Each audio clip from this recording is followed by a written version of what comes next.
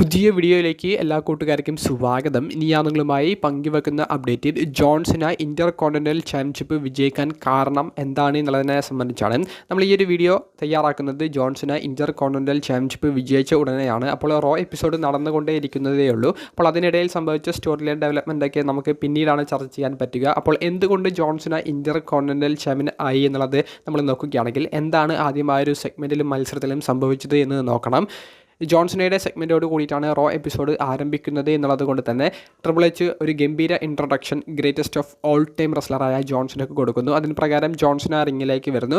Johnson അദ്ദേഹത്തിൻ്റെ ജന്മനാട്ടിൽ Boston എന്ന് പറയുന്ന സ്ഥലത്ത് വെച്ച് ഈ ഒരു ഫെയർവെൽ ടൂർണിയിലെ അവസാന അപ്പിയറൻസുകളിൽ ഒന്ന് ലഭിച്ചതിനെ സംബന്ധിച്ചും ഫാൻസിനെ സംബന്ധിച്ചുമൊക്കെ സംസാരിക്കുന്നു. കൂടാതെ ഡിസംബർ 14 നടക്കാൻ പോകുന്ന അദ്ദേഹത്തിൻ്റെ റിട്ടയർമെൻറ്റ് മാച്ച് നടക്കുന്ന ഇവൻറ്റിൽ NXTയിൽ നിന്നുള്ള താരങ്ങളുടെ ഒരു മത്സരം കൂടി ഉണ്ടായിരിക്കും എന്നുള്ളതും ജോൺസൺ പറയുന്നു. അങ്ങനെ ഗംഭീര ഒരു സ്പീച്ച് നടത്തിക്കൊണ്ടിരിക്കുന്ന ഒരു സമയത്തേക്ക് അങ്ങോട്ടേക്ക് ഇന്റർകോണ്ടിനെന്റൽ ചാമ്പ്യനായ ഡൊമിനിക് മിസ്റ്റീരിയോ കയറി വരുന്നു. പിന്നീട് ഇവർ തമ്മിലുള്ള ഒരു ഫേസ് ടു ഫേസ് സെഗ്മെൻറ്റ് അതൊരു മത്സരത്തിലേക്ക് ട്രിപ്പിൾ എച്ച് അനൗൺസ് ചെയ്യുന്നു. അങ്ങനെ ആ ഒരു ചാമ്പ്യൻഷിപ്പ് മത്സരം അവിടെ ആരംഭിക്കുന്നു.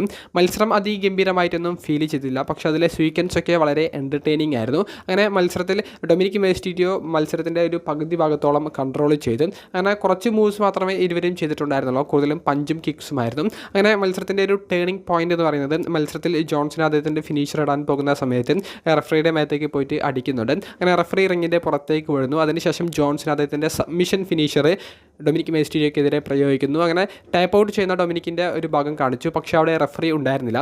പെട്ടെന്ന് ജോൺസനെ എണീച്ച് സെലിബ്രേഷൻ നടത്തിയെന്നുണ്ടെങ്കിലും അവിടെ ജോൺസനെ വിജയിക്കുന്നില്ല, റെഫറി ഇല്ലാത്തതുകൊണ്ട്. അപ്പോൾ ജോൺസനെ പിന്നീട് ആ കിടക്കുന്ന റെഫറിയുടെ അടുത്തേക്ക് ശ്രദ്ധ മാറ്റുന്നു. എന്നിട്ട് പുതിയൊരു റെഫറിയോട് വരാൻ ആവശ്യപ്പെടുന്നു. ആ ഒരു സമയത്തിനുള്ളിൽ ഡൊമിനിക്ക് റിങ്ങിൻ്റെ പുറത്തേക്ക് ഇറങ്ങി ആ ചാമ്പ്യൻഷിപ്പ് എടുത്ത് ജോൺസനെ ആക്രമിക്കാൻ വേണ്ടി ഇറങ്ങുന്നു. പക്ഷേ ജോൺസനെ തിരിച്ചടിക്കുന്നു. അദ്ദേഹം ആറ്റിറ്റ്യൂഡ് അഡ്ജസ്റ്റ്മെൻറ്റ് എന്ന് പറയുന്ന ഫിനിഷർ ഇട്ടുകൊണ്ട് അദ്ദേഹം ഡൊമിനിക്കിനെ പിൻ ചെയ്യുന്നു. അങ്ങനെ ജോൺസൺ ഈ പുതിയ ഇന്റർകോണ്ടിനെന്റൽ ചാമ്പ്യൻ ആകുന്നതാണ് നമുക്ക് കാണാൻ സാധിച്ചത്. അങ്ങനെ ഒരു ഗംഭീര സ്വീക്വൻസ് ഒക്കെ കാണിച്ചിട്ടാണ് അവസാനം ജോൺസൺ ഇന്റർകോണ്ടിനെന്റൽ ചാമ്പ്യൻ ആകുന്നത്. അങ്ങനെ ഇത് കഴിഞ്ഞതിന് ശേഷം ബാക്ക് സ്റ്റേജിൽ റെയ് മിസ്റ്റീരിയോ എന്ന ഹോൾ ഓഫ് ഫെയിമർ, നിലവിലെ അൺഡിസ്പ്യൂട്ടഡ് WWE ചാമ്പ്യനായ കോഡി റോഡ്സ് തുടങ്ങിയവരോടൊക്കെ ജോൺസൺ ഷേക്ക് ഹാൻഡ് കൊടുക്കുന്നുണ്ട്. അങ്ങനെ ഷേക്ക് ഹാൻഡൊക്കെ കൊടുത്ത് അദ്ദേഹം ആ ഒരു ഭാഗം വിട്ടുപോകുന്നു. ഇതുവരെയാണ് നമുക്ക് കാണാൻ സാധിച്ചത്. അപ്പോൾ എന്തുകൊണ്ട് ജോൺസൺ ഡൊമിനിക് മിസ്റ്റീരിയോ എന്ന് പറയുന്ന യുവതാരത്തെ പരാജയപ്പെടുത്തി ഇന്റർകോണ്ടിനെന്റൽ ചാമ്പ്യൻ ആയി എന്നുള്ളതിനെ സംബന്ധിച്ച് നമ്മൾ നോക്കുകയാണെങ്കിൽ ജോൺസനെ ഗ്രാൻഡ് സ്ലാം ചാമ്പ്യൻ ആക്കാൻ ഇന്നത്തെ ദിവസത്തേക്കാൾ മറ്റൊരു പെർഫെക്റ്റ് ഡേ WWE മുൻപിൽ ഇല്ല. കാരണം സ്വന്തം ജന്മനാട്ടിൽ വെച്ച് സ്വന്തം കാണികൾക്ക് മുന്നിൽ വെച്ച് ജോൺസനെ ഗ്രാൻഡ് സ്ലാം ചാമ്പ്യനാക്കി ജോൺസണയുടെ കരിയറിൽ ഇതുവരെ പൂർത്തീകരിക്കാത്ത ആ ഒരു അച്ചീവ്മെൻറ്റും കൂടി പൂർത്തീകരിക്കാനുള്ള ആ ഒരു അവസരം കൊടുക്കുക എന്നുള്ളതിൽ ഉപരി മറ്റൊന്നും അവർക്ക് ഇന്നത്തെ ഷോയിൽ ചെയ്യാനില്ല. കൂടാതെ ജോൺസണയുടെ അവസാന അപ്പിയറൻസുകളിൽ ഒന്നായതുകൊണ്ട് തന്നെ ജോൺസണയ്ക്ക് ഒരു മത്സരം കൊടുക്കുമ്പോൾ അതിന് കൃത്യമായിട്ടുള്ള ഒരു കാരണം വേണം. ആ ഒരു കാരണം അദ്ദേഹം ഗ്രാൻഡ് സ്ലാം ചാമ്പ്യൻ ആകുമോ എന്നുള്ളതായിരുന്നു. അദ്ദേഹം അത് പൂർത്തീകരിച്ചിരിക്കുന്നു.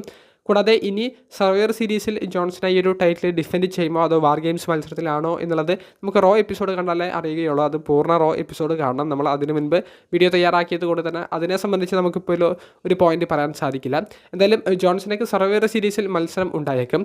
ഇനി ജോൺസൺ ഇന്റർകോണ്ടിനെന്റൽ ചാമ്പ്യൻ ആയിട്ട് തന്നെയാണ് അദ്ദേഹം ആ ഒരു റിട്ടയർമെൻറ്റ് മാച്ചിലേക്ക് പോകുന്നത് എന്നുണ്ടെങ്കിൽ അദ്ദേഹത്തിൻ്റെ അവസാന എതിരാളിയായിട്ട് വരുന്ന റെസ്ലറിനെ ജോൺസനെ റിട്ടയർമെൻറ്റ് ചെയ്യിപ്പിക്കാനുള്ളൊരു അവസരം കിട്ടും, ഇന്റർകോണ്ടിനെന്റൽ ചാമ്പ്യൻ ആകാനുള്ളൊരു അവസരം കിട്ടും. അപ്പോൾ വെറുതെ ജോൺസനെ റിട്ടയർമെൻറ്റ് ചെയ്യിപ്പിക്കുക മാത്രമല്ല ഒരു ചാമ്പ്യൻഷിപ്പ് വിജയിക്കാനും കൂടി സാധിക്കുമെന്നുള്ള ഒരു പ്രത്യേകത ആ ഒരു റിട്ടയർമെൻറ്റ് മാച്ചിൽ ഉണ്ടാകും. അപ്പോൾ ഈ കാരണങ്ങൾ കൊണ്ടൊക്കെയാണ് ജോൺസനെ പുതിയ ഇന്റർകോണ്ടിനെന്റൽ ചാമ്പ്യൻ ആക്കിയത്.